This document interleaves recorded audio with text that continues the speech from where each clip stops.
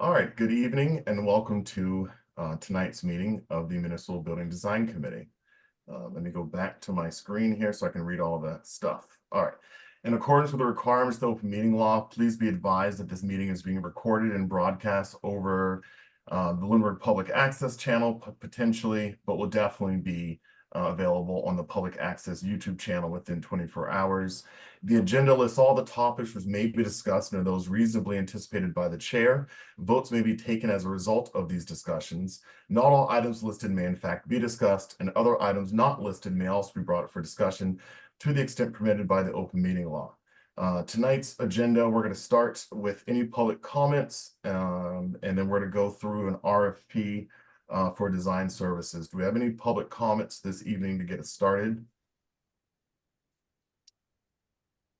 Pause, seeing none from our caller, seeing none. All right, so first, thank you all for joining the meeting tonight. This is our first meeting of the year and is the first time we've met since, I believe, last November. So I just wanted to take a minute just to do a quick recap on where we're at and what comes next. So I'm admitting Matt in right now. So while he connects to audio, I'll just pause for a sec. All right, we have Matt with us. Matt, we just started the meeting. I just read the intro. We just did we just did the all the public comments. No one had any. So I was going to take a minute to do a quick recap. So just a recap of kind of where we are and how we've landed at the point that we're at today. So we've been meeting now for a couple of years, and the initial purpose, as we know, was TC Passios building. We transitioned a few years back to look at all of our municipal buildings, and we've come up with we've also during this time had design services provided by, I think it was DeGiorgio, I'm going to mispronounce it, but in that process, we did a space needs assessment. We met with multiple departments. The architect team also met with multiple departments to do a space needs assessment. We met with different community organizations. We've prioritized kind of how we're going to outfit the buildings. And then we came up with multiple different plans in which we were trying to get 3 different plans that were unique and distinctively different from one another. And then we landed on what's a hybrid plan, which is what we are trying to move forward with now. The general gist of that hybrid plan is that the current town hall would be used as a meeting house, where there would be 3 meeting rooms on the first floor and the primary meeting space remaining on the second floor. We identified some of the benefits to that being that for wiring, that we would have reduced costs for wires for public access to broadcast meetings from those rooms. Also, we identified that with it being a historic building, that we would be doing some kind of structural upgrades there, but that really pretty minimal in terms of interior renovation. We also looked at Ritter Building. The Ritter Building will be repurposed as the new kind of office for the superintendent, for the ACE program, and district offices related to the school department. Some critical things in that building were HVAC, that in order to be able to provide the staff with the privacy that they need, that we would need to put in a new heating ventilation system in the building, that we would need the walls to go all the way to the ceiling and kind of finish that renovation that was started when that building was left from being a library to being offices. And then the third part of this is construction of a new town hall. We estimated at approximately 4,000, 5,000 square feet of just municipal offices. This would be co-located with the Ritter Building on the same parcel, but would again be where all the current building or all the current functions that happen in town hall, that happen in Ritter, that they would be consolidated into this new town hall that would again function as the primary meeting space. So again, that's just a recap on where we're at. So how we've landed at this point today. Our mission was to go forward with the town back in 2023. We know that due to tax issues, other things, it was advised at that time by the town manager to not pursue that then. Last year, we were also advised, that was last year going into this year's spring. We were also advised, I specifically was advised in the select board toward the end of last fiscal year that May or this year would not be a good year to bring this project forward due to concerns about a potential override. And then also given that tax bills were delayed and that people weren't going to get their real bills until about May, and that overall that it just would be a difficult environment to get this to pass through. So where we are is we now have this plan. The goal here is to push this through to the spring. We have $225,000 allocated to us from ARPA. The critical thing from the ARPA funds was that there was a change in translation over the summer that said rather than funds just being committed, that they needed to be under contract by the end of the year. So the select board has taken the position that we want to have just about everything under contract by some point in October, or funds will be recommitted. So the purpose of our meeting tonight is I sent out the RFP to all members of the committee. I met with Julie. I wrote it last year. I met with Julie in the last month or so. She made several revisions to it. I sent those revisions out to the board, and the goal here is that we want to get this published as soon as possible. So just want to meet to go over this RFP. So let me pause there. If anyone wants to jump in here, correct, add to anything I've already stated, please feel free to do so. And as a reminder to the members of the public, this is an open meeting in the sense that anyone from the public can participate at any time. So feel free to also jump in if you're from the public and you have any questions. All right, so real quick pause there. Mr. Roy. Yeah. Can you refresh my memory, Michael Ray? I cannot remember for the life of me how we came up with the $225,000 for the cost. Yeah. Do you have a memory of how we came up with that? I don't believe that we as a group came up with that number. I believe that number came from Heather and I. And so Heather reached out to an architectural team that we had worked with and said, basically, hey, if we needed to repackage this, which is what we're trying to do, take all the work that's already been done, repackage it into a new design, what are we looking at for cost? And they came back with about 150 to 175,000. So we put in an escalator to make sure that we had enough wiggle room, and that's why the request was for 225. All right. I know we're going to get into it when we discuss the merits of the RFP, but is this a competitive process? Meaning, maybe it's a difference between an RFQ and an RFP. Are we intending to select not only on qualifications but also on price, so that the price would be part of the selection criteria? That is the intent, but we can go through the RFP and make sure it's written that way. That's fine. The only reason I'm asking is because it seems like in the past, I feel like it was maybe with DeGiorgio, we selected on qualifications and then they essentially got to negotiate the price. And lo and behold, their price came out exactly what we pretty much had allocated with for the, as the estimate of what we published on Combis. And I hope that we can find a way to get people to get consultants to competitively bid on this, so that we don't have to just accept a negotiated price per se after we've selected somebody. So that's my 2 cents, but I'm not a municipal procurement specialist by any means, but that's just my 2 cents. Sorry if I put the cart before the horse, I apologize. No, we're going to walk through this RFP here pretty soon. Are there any other comments that anyone wants to throw out here before I pull this thing up? I'd just like to mention, if I may. Oh, I've got a 6 o'clock planning meeting, so I'm gonna have to cut this meeting short with my participation, and I'm glad to see you have a quorum without me, obviously, because you opened it.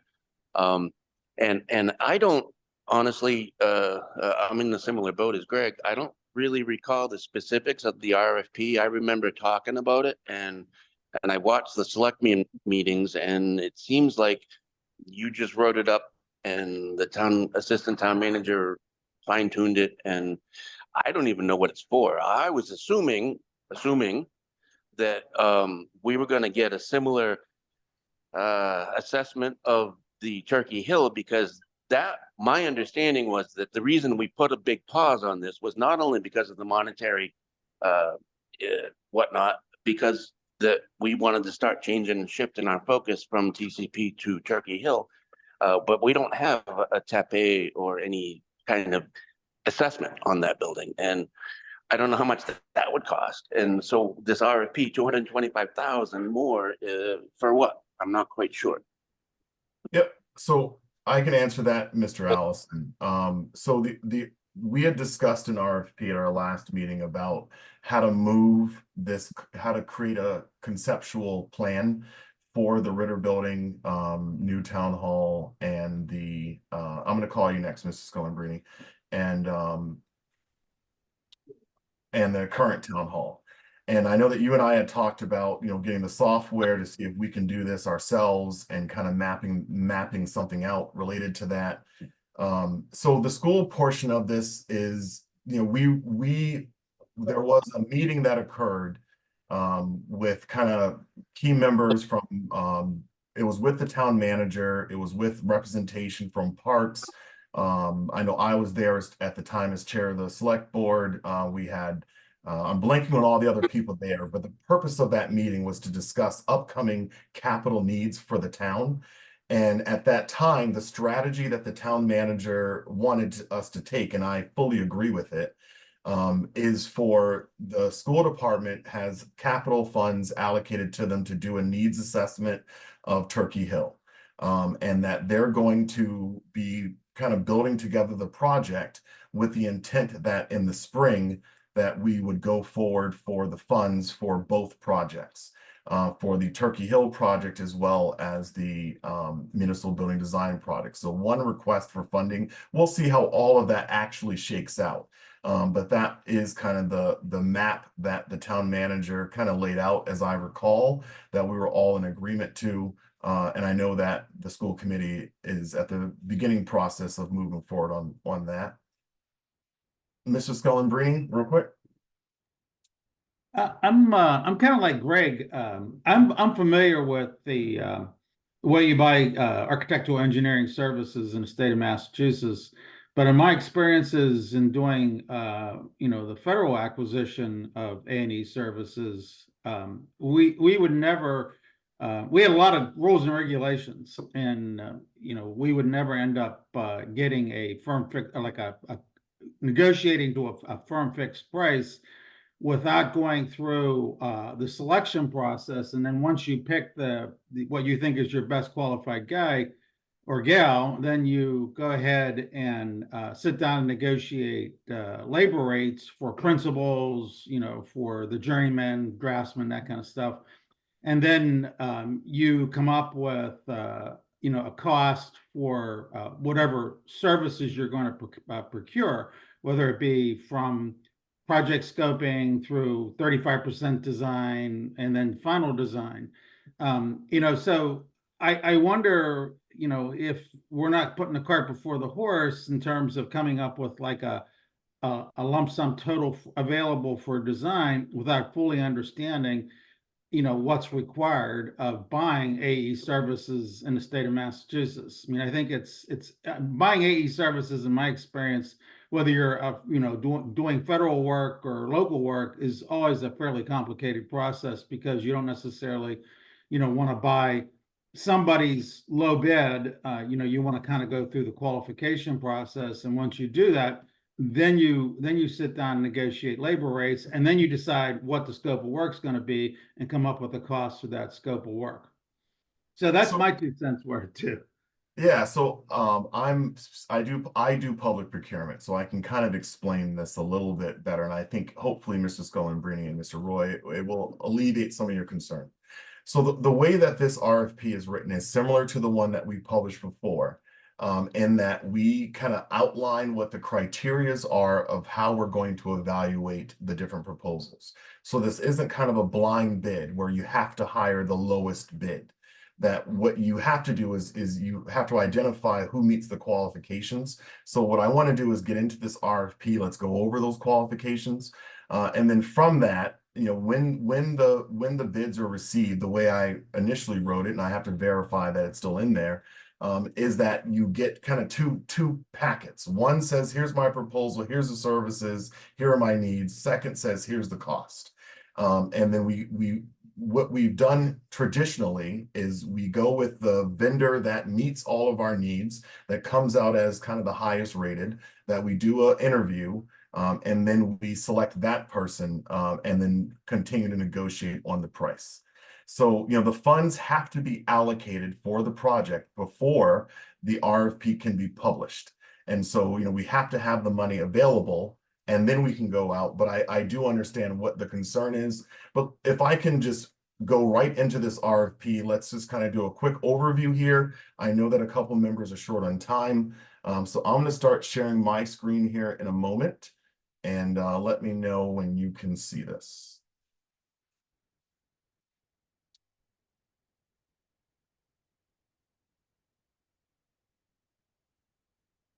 And can you see this okay? Excellent.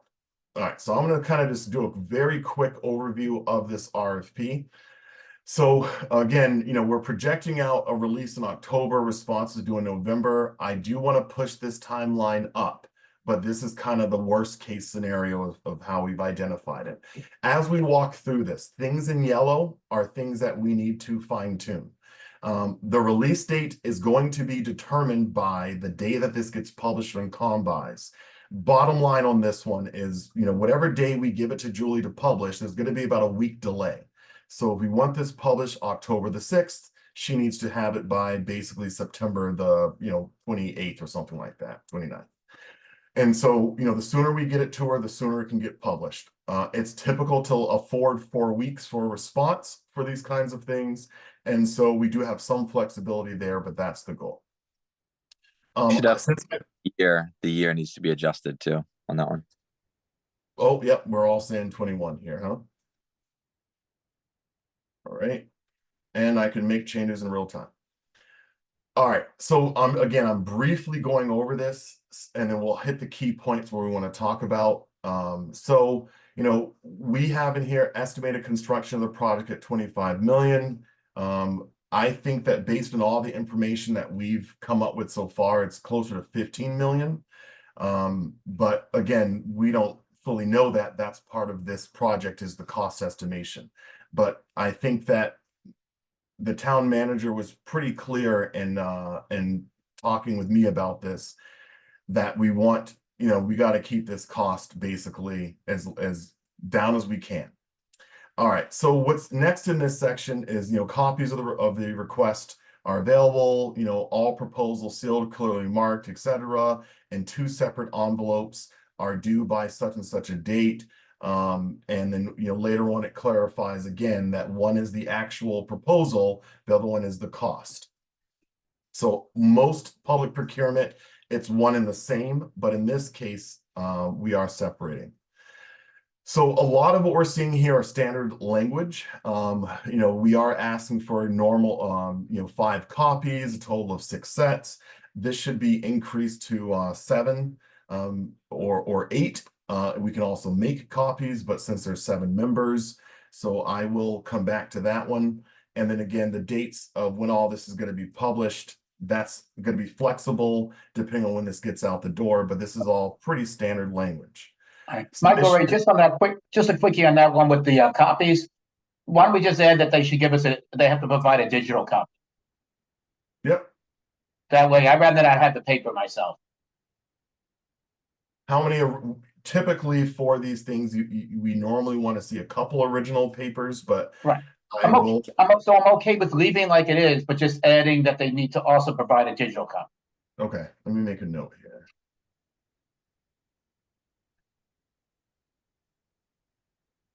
So I'm just going to keep either that, or we just things. either that, or we just have Julie and the team scan it and send it out digitally. I'm with Dave. I don't want a paper copy. I want a digital copy. But I would imagine legally it might be difficult to ask them for a digital copy. Yep. So we might have to scan it, but whatever. I I'm with Dave, though. I do not need a paper copy. I can't read a paper copy anyhow. I need to blow it up anyhow, so. Yeah. So let For me what- drop this down then to 3. Since I know that we meet digitally, so. Yeah. All right. And I'm leaving the notes again, everything highlighted are things I'll have to fine tune.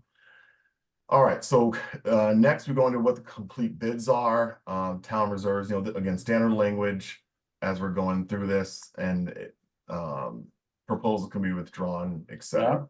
Finalize the dates. Submission instructions in terms of how everything will be submitted. I'll make sure all the fonts in here are the same. So I'm just making a note on that. And then what we have in here is kind of the schedule. Key dates. So this is going to be a little flexible. So I will adjust this calendar once we know the published date. But the gist of what we're saying here is, that we're going to need to decide pretty quickly if proposals are due on this date, that we're trying to make awards within 2 weeks or less than that, so that's what all this is kind of geared toward. But I can again work with Julie on what these dates are actually going to be once we have them. We all good? Yeah. All right. Scope of services, and this is kind of what is important. So I'm just going to read it. The town of Lunenburg, hereafter referred to as the town or Lunenburg, is seeking proposals from qualified firms to provide or assist the town with design development of a new town hall and renovation of the existing town hall and Ritter Memorial Building. The town recently worked with an architectural engineering firm to conduct detailed space needs assessments of all town departments and produce schematic designs for the former T.C. Passios Elementary School.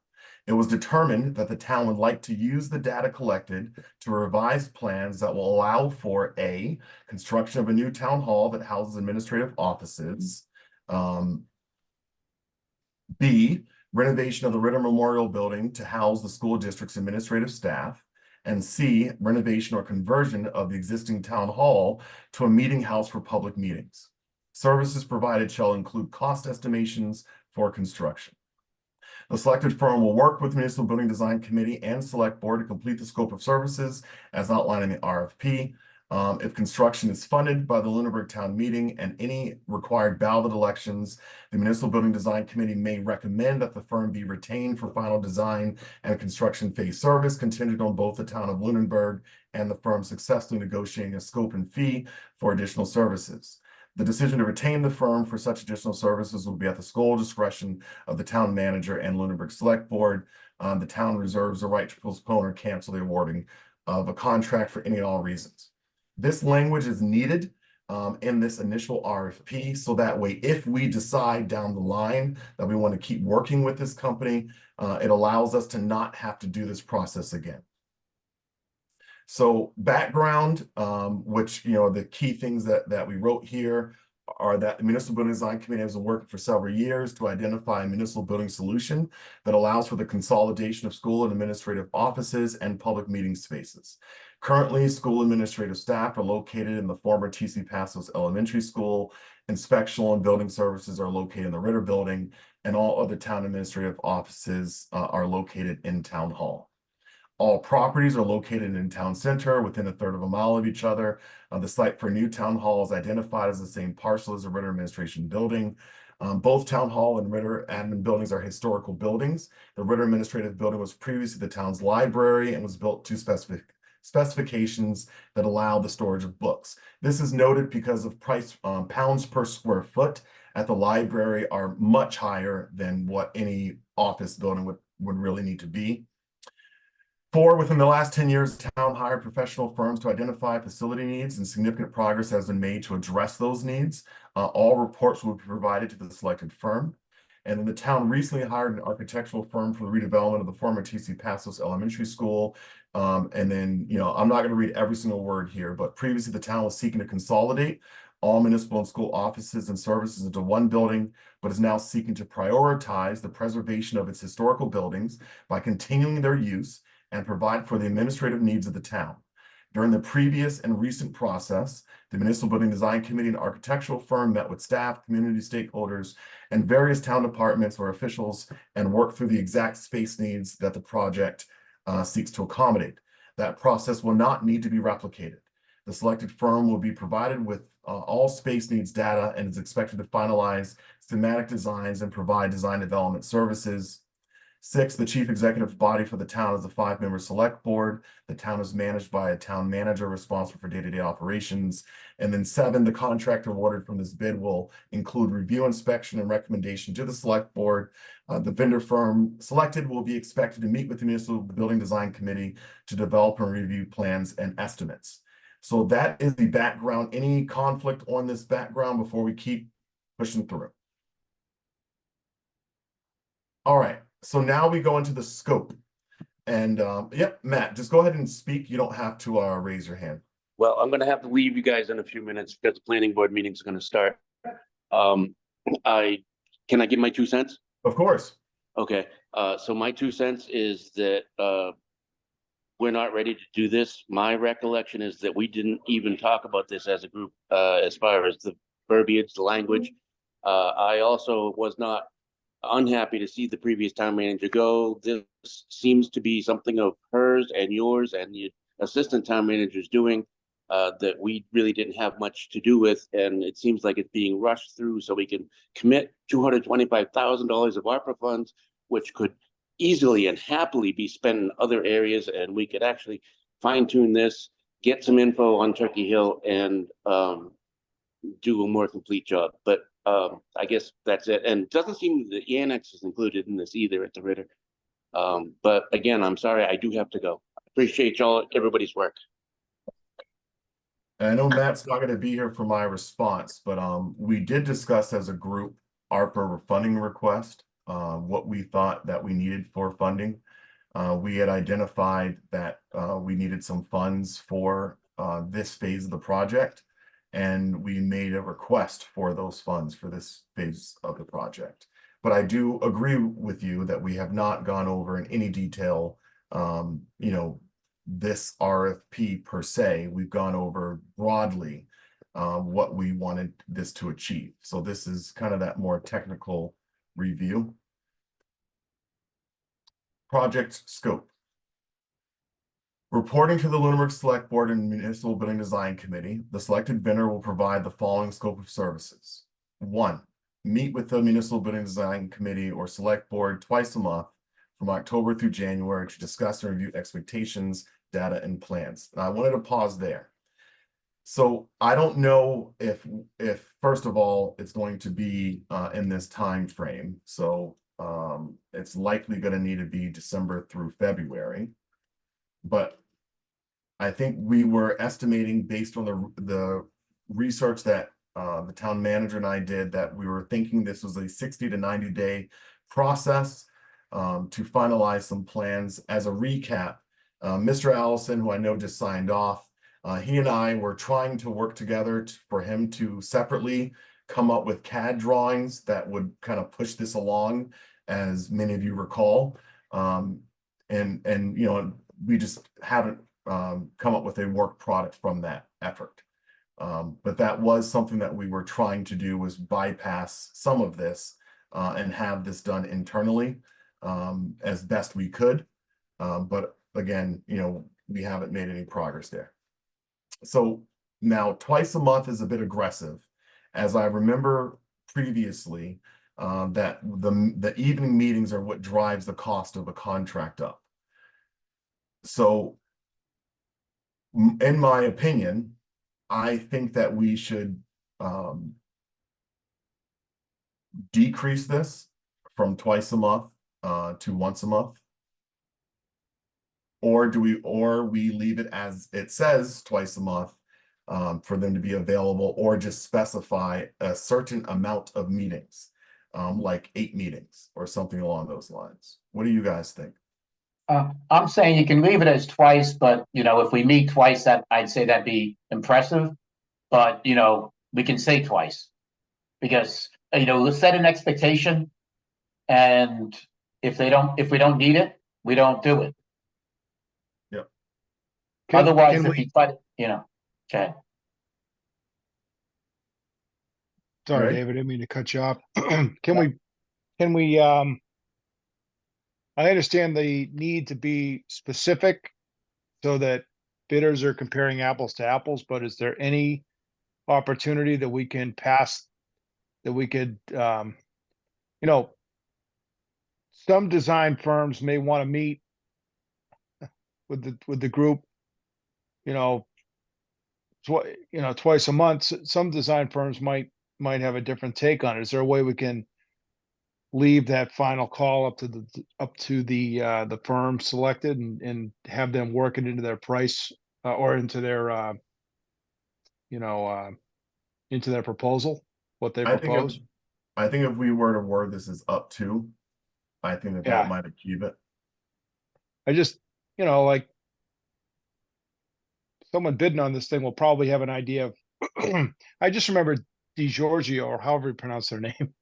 They they had a specific, they had a schedule that they produced for us early on that had all the different decision points and when we needed to meet at various points with the committee. They had that all worked into their program.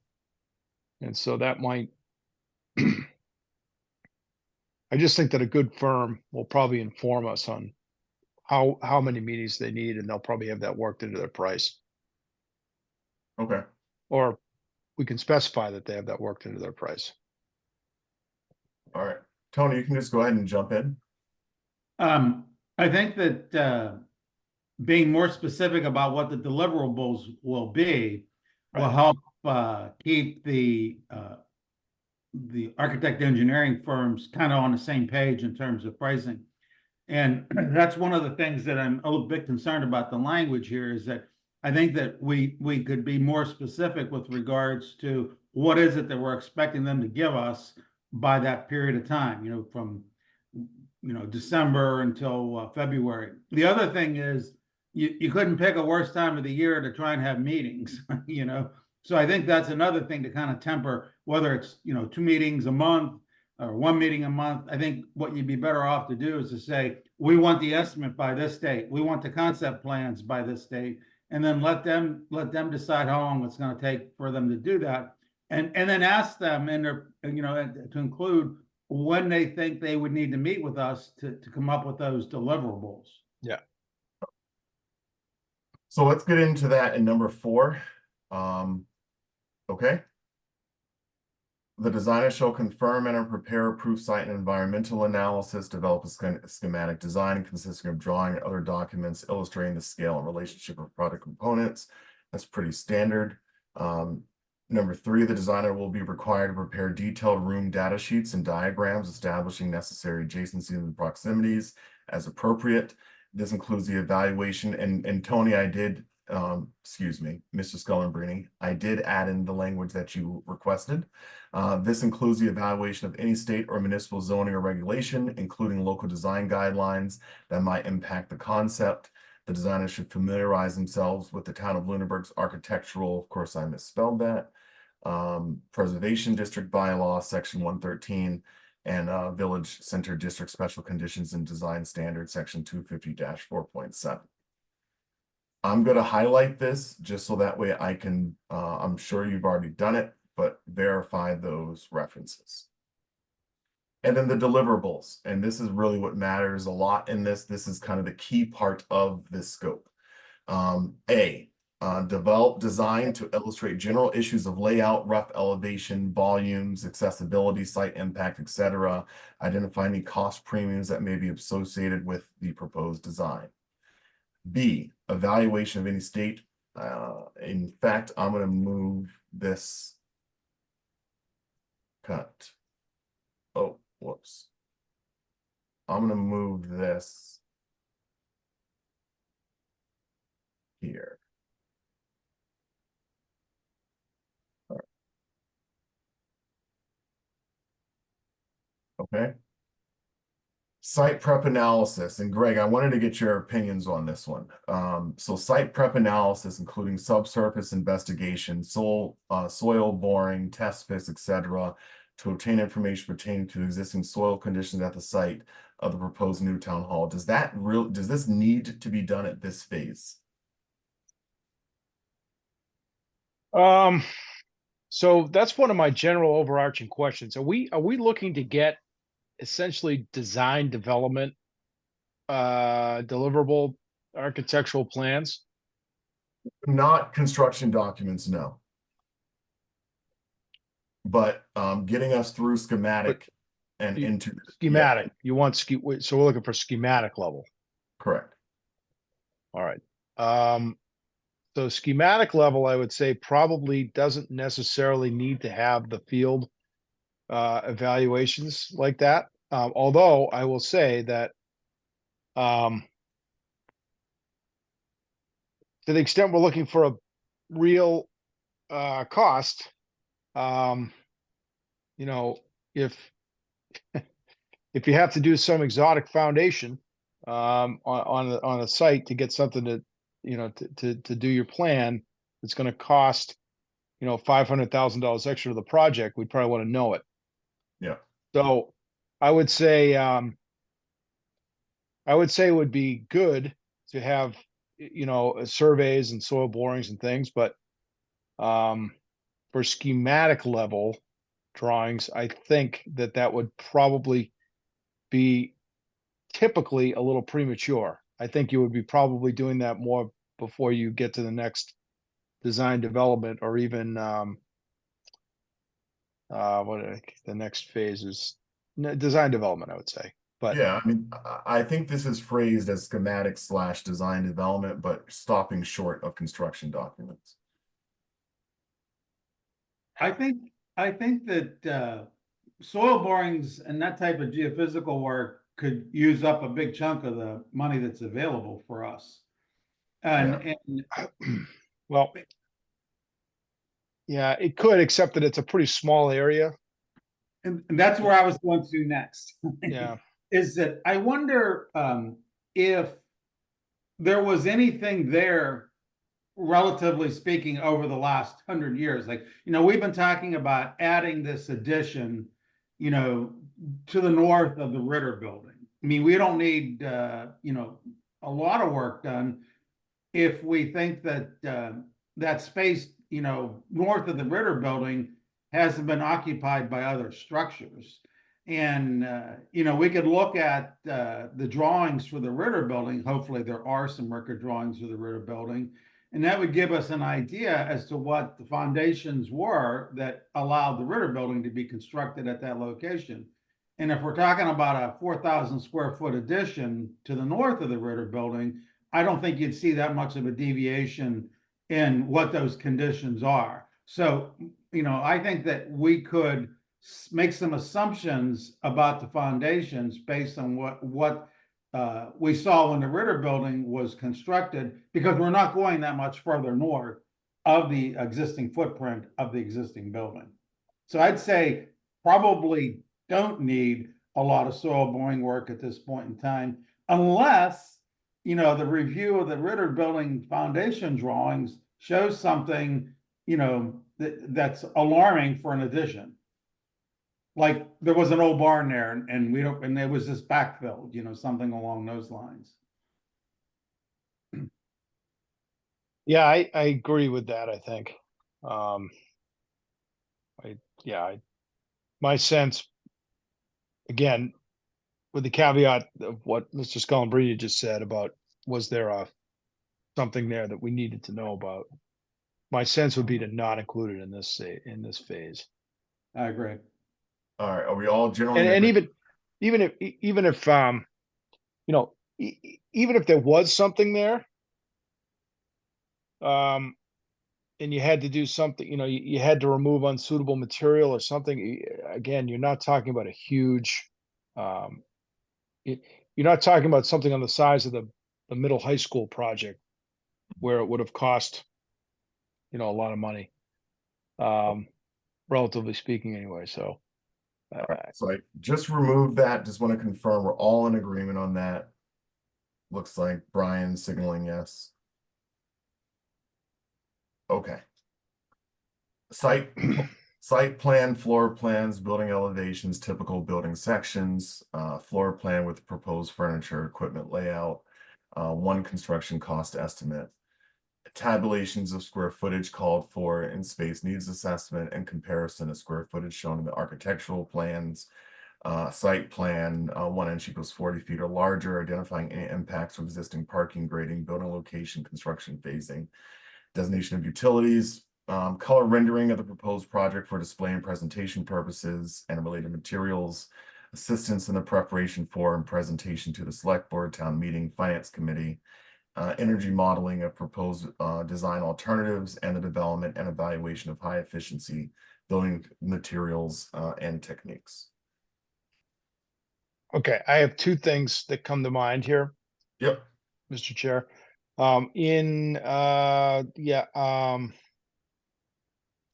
E, construction cost estimate, we say one construction cost estimate. Yeah, we want them to give us a cost estimate, but in my experience with these type of processes, you get an initial cost estimate from them. We review it. we say, oh geez, is there a way we almost do some VE stuff, value engineering stuff before we even need to, just to try to fine tune it. Do we capture a process there where they work with the committee? Like maybe we say,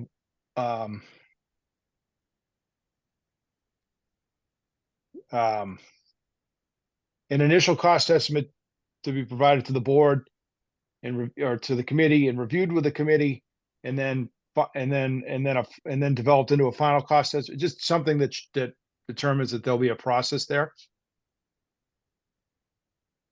Something that specifies at least that there'll be a little bit of a process. I don't know. That's my All one right. thought on that.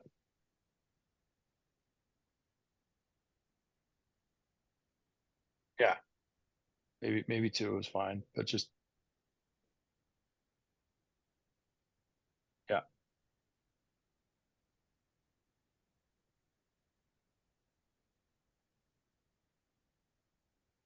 That work?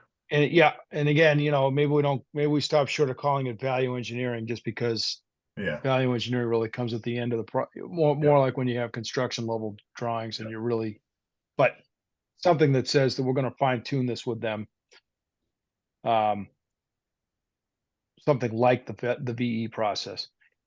So that's my first comment. The second one is, I think we should fine tune on G, site plan. Are we expecting this person or this firm to, like we did with DiGiorgio, hire a civil engineering subcontractor and do and a surveying and do detailed surveys and do a detailed civil plan, or not? Because that'll have a big impact on the cost and timeline, quite frankly. Anybody in my industry that can deliver something in 3 months right now is probably not one that you want to hire, quite frankly. So I wonder if for this thing that if we could allow the architect to prepare the site plan as a civil engineer.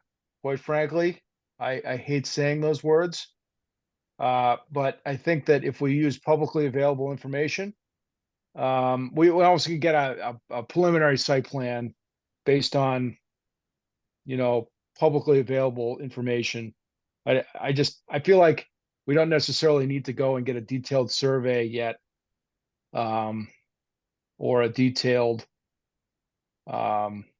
civil engineered parking plan. Yeah. If we or grading plan, I feel like I think that high level architectural level at this point is probably okay. So that we can establish the rough order of magnitude costs and get some buy-in, and then we can go through and do the detailed stuff. I don't know what other people think about that, but Mr. Chair, this is Dave. I apologize. I need to run for my other meeting. The only thing I had was in section 3 of quality requirements. You have it as the firm has a familiar with scope of projects in the range of 200K to 1 million. We've already determined that the project has a possibility of 15 million. So I'd rather see that number either 1 to 10 million or something like that, or some higher number.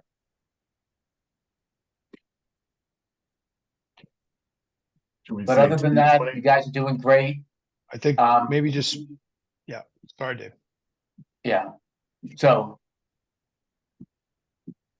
All right, thank you, Dave. And we're no saying problem. 20. Guys, thanks for everything. We'll talk soon.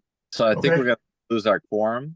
I would We are. recommend sending out the RFP and we can try to give you some feedback too, if possible. Yeah, that is going to kill our quorum.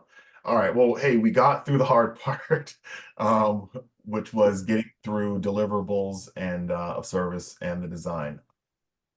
Michael Ray, you can make me an official member of this committee and you would always have a quorum because I always participate. You do. All right, let me unmute. So I'm asking the person with their hand raised, I believe it's Rhonda, to unmute. Hi, can you hear Hey. me? We can. It's Rhonda Lucio, 181 Reservoir Road. I just want to make sure I understand correctly what's going on. The last time that you guys presented to the select board, the hybrid model was accepted, and it included renovating TCP at around, the estimate was $13.6 million. But that at TCP, you included a second office in the storage space for the town clerk. So with this recent proposal that you're looking at, are you looking to pull that out of TCP and not put any money into TCP? And like place the town clerk maybe at the town hall with her extra space that she needs, or adding on to the, Take this.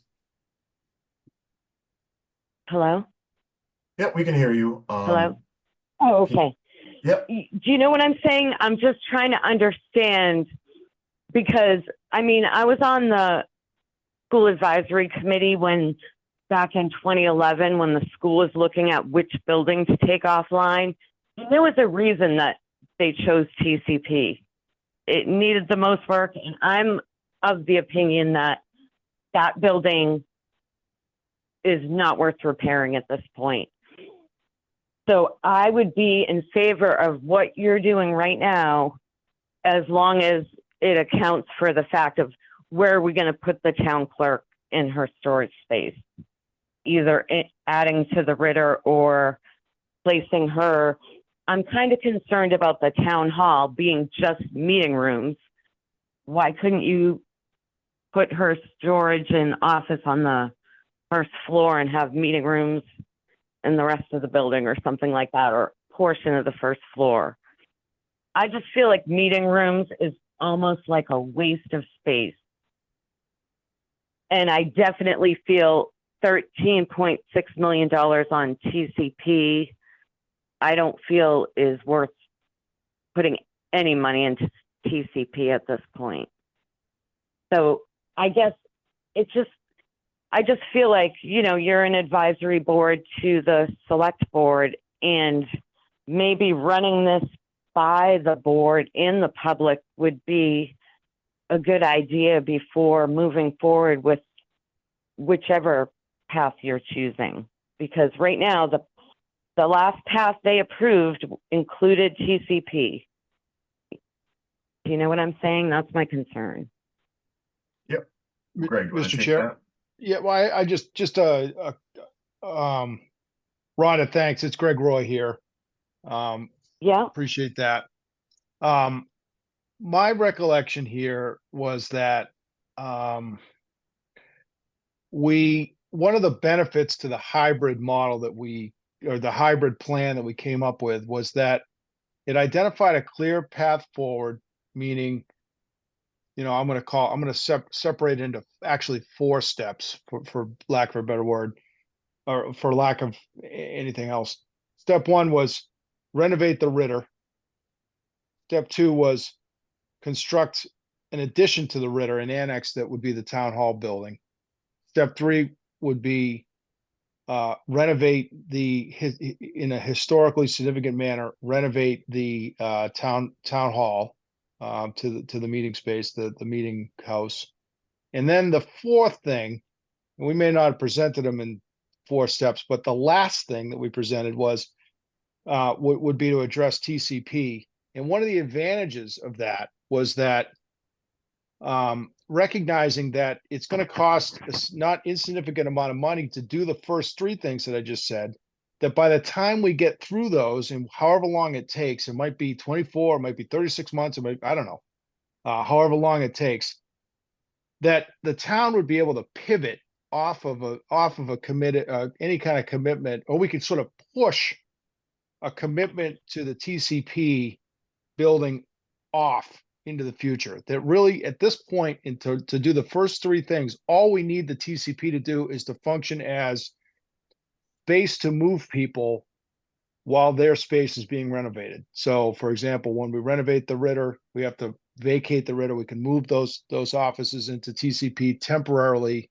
while we do that, and then move people in and pivot out.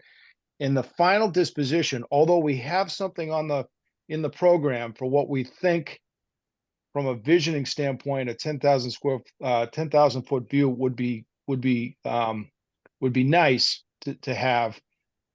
The town could pivot off of that if, for whatever reason, whether it's we think the building is just like, as you suggest, Miss Lizio, that it's just too far gone to renovate, or we need it for a new school, or we need it for new fields, or whatever we decide that it's just that from a priority standpoint, it becomes a lower priority. The town could pivot off of, including that in this master plan. I saw that as one of the advantages. So I think that's why, Mr. Chair, you can correct me if I'm wrong, I think that's why we're focusing the RFP on just the first 3 phases that I've mentioned, because those are things that we've identified as real bona fide priorities.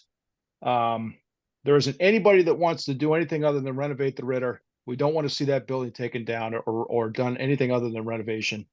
We need more space than it provides, so we've identified the most cost-effective way to get the town hall offices as an annex. And there isn't anybody that wants to see anything other than a renovation of the town hall building. And so, I think that's why those 3 priorities are packaged into this RFP, and why the TCP sort of got pushed to the end, because we're just not certain it's Oh going to. yeah, I'm not objecting to not putting, I'm in favor of not putting money into the TCP is what I'm saying. But at the same time, that being said, there might be others that feel the same way I do. And you need to have a contingency in there because you did allocate space for the town clerk, the storage space, and a second office in that TCP that you need to be aware of, that can't get lost in the shuffle, and it needs to be included in whatever you're asking for, in case, people feel like I do and they don't want to put money into TCP ever. That's my only point.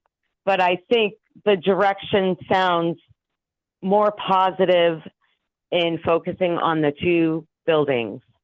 But I just wanted to point out, it seems like you're missing one aspect, which is that you located the town clerk storage and a second office out there at TCP. Yeah. And I think, Rhonda, the only other thing I'll add, Mr. Roy, that was an excellent summary of how we are, where we are. The only thing I would add, Rhonda, is that the items that are stored for the town clerk are related to voting. And so it was co-locating that with the voting location, which would still remain as a TC Passios. So until that voting location changes, there wouldn't be a need yet to change the location of where all the voting related equipment is stored. So it would still remain at the TC Passios. And the only other thing I would add to that is I think that, as has come up with other organizations, that, you know, when you're trying to truck some of this heavy equipment across building to building, it's often better to leave it in the building where it's going to be used at.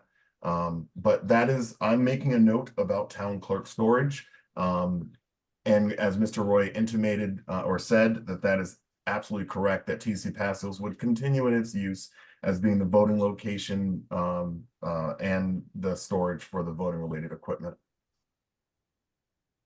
Mr. Passios. Okay, thanks. Mr. Passios. Yeah. Have you guys got me now? Yes. Okay, thanks. Internet's been pretty unstable here.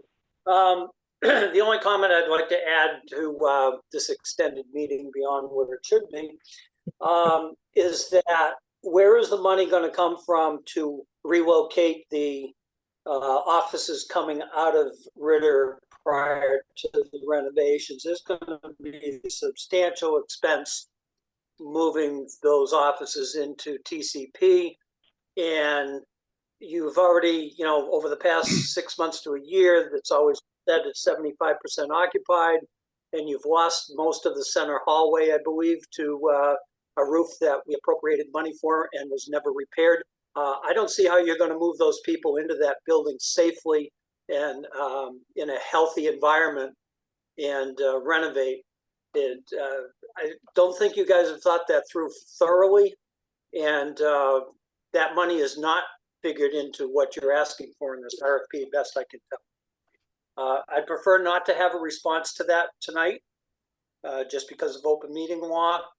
And I will be making some comments this Thursday evening at the Finance Committee meeting. Thank you. All right. So I want to just highlight that we have lost our quorum here, so we do need to wrap up. But I am noting Mr. Passios's question that he has. All right. So what I will do is I will send this out to everyone in the committee with the notes that we already have in here, as well as with language about when we can meet again.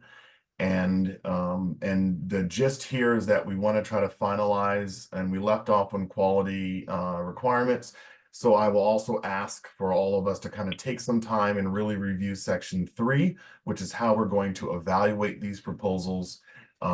So normally I would take a motion to adjourn. I did say we had to meet in under an hour, but because we've lost quorum, we don't need a motion to adjourn. We are adjourned. And so we will hopefully try to plan to meet again if we have another hour next week to get this wrapped up. All right. Well, we're adjourned.